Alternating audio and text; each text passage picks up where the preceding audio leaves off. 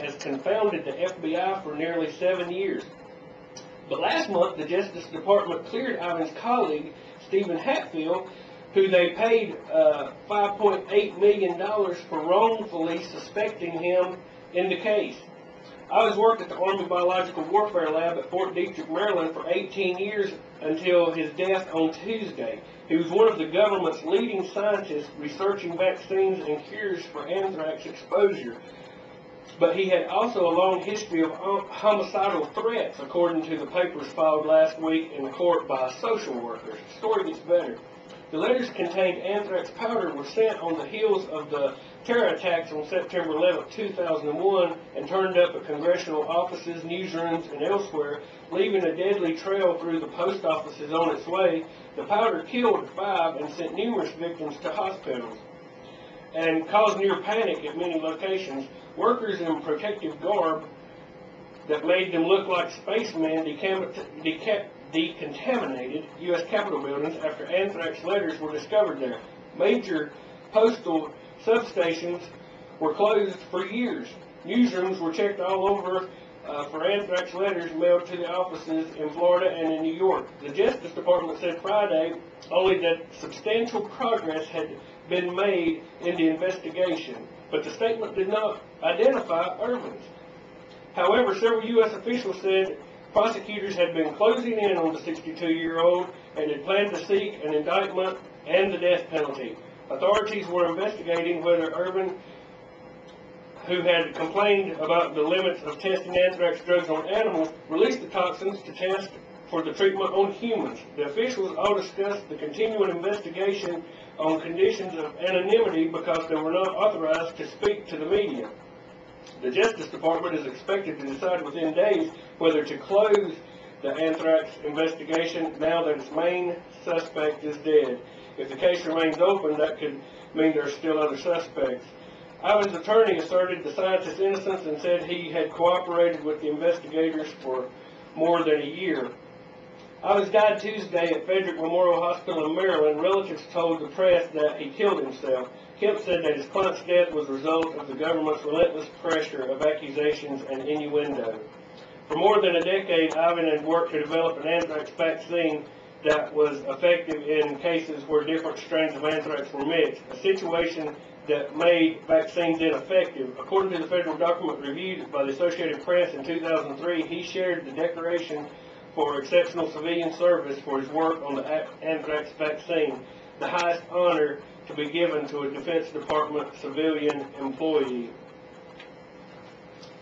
Well, I have found this story interesting. Right after 9/11, weapons-grade anthrax is mailed out from Fort Detrick, Maryland, killing 5 people. The story got so much press, how scary this was, and we were all still in disbelief about 9/11, but then the media just dropped it. Most people I talked to have forgot it. Then the government, paid someone they accused wrongfully $5.8 million last month, and now the lone killer who so cunningly outfoxed them has committed suicide after they took him for psychiatric evaluation. Well, isn't it convenient how now they just closed the book on this bizarre case that the mainstream press turned a blind eye to, as instructed, obviously, by their masters. We got a phone call. Hey, are you with me? Vern, can you hear me? Yes, sir. How you doing today? I'm fine. This is Al, and I just want to comment on that Bob. He sounds like he's up to snuff on this thing, and he will get my vote this November. I was wondering who in the world I was going to vote for, because you can't vote for a Democrat or Republican. If you do, you'll get the same what we've had for the last 50 years, nothing. Tax and spend. Well, I'm glad we were able to have him on, because you see no TV commercials for him. A lot of people don't know that he's on the ballot, but he is on the ballot here in North Carolina, so we do have a choice other than Obama and McCain, so Bob Barr will be on the ballot. I'm glad you enjoyed that. What do you think about the appellate court ruling in the Ramos and Capian case, the border guards? Well, I thought it was just a sad day in America, just like whenever they convicted those 2 border officers with a known drug cartel, known drug smugglers.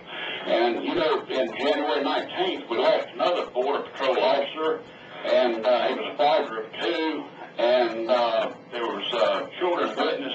run down by drug smugglers. And I don't know if people out there know or not, but Homeland Security released a report on invasions, you know what I mean, by Mexican soldiers and police. In 2007, they came across our borders, and I'm talking about armed now, 25 times. And they're going to take the Southwest back into Mexico one way or the other, is what it looks like to me. And these were intentional invasions of America. And it just really saddens me the way our federal government is just letting us down. And I just hope that somebody like Bob Bard hopefully could get in the presidency to turn this thing around, because to get this country back online with we the people, it's going to take, I'm afraid it's going to take a major happening. And the people's going to have to wake up, and they're just sleeping. They don't want to be woke up. Well, I agree with you, Al, and I appreciate you calling in. Is there anything else you'd like to add today? No, just thank you and Brian both for doing a good job, and just keep up the work, and we thank you very much. Hey, thank you, sir. Thank you, sir. I would just like to comment on this anthrax case. I was discussing with Farron before we went on the air. Last night I was watching the evening news, if you can call it that, and just how they reiterated multiple times how this is just the end of the line with the death of Mr. Ivins. That's it. Case closed. Goodbye, and that's it. We got another phone call.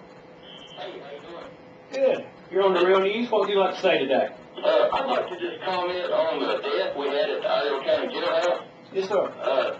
I don't know exactly how many times they tased this guy, but is there not enough officers in the jailhouse to restrain him without having to tase him to death?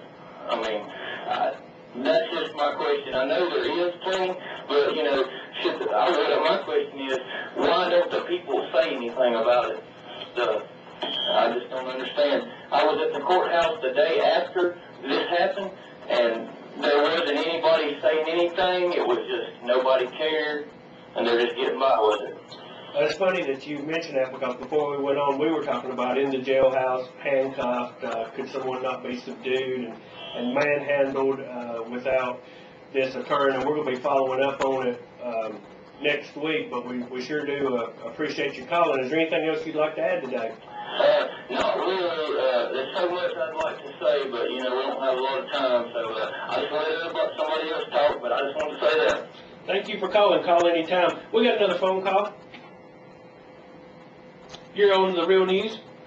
Hey, Farron, this is Brad. I just wanted to say how much we enjoy your program each week, and want to make one request if I could. Yes, sir.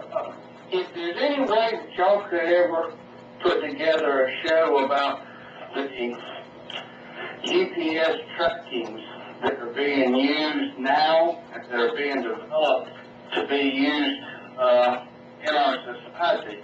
I don't know how many people are aware or familiar with what's going on, but our federal government is working daily through a number of different companies. I understand there's as many as 23 that are producing tracking systems. Right now, they're using a thread in the clothing that we buy at our local box stores, and it has a tracking device in it, as well as a lot of the shoes that are being imported from our favorite port of China. They've got tracking devices that have been embedded into the sneakers that people are buying from China. Radio frequency identification.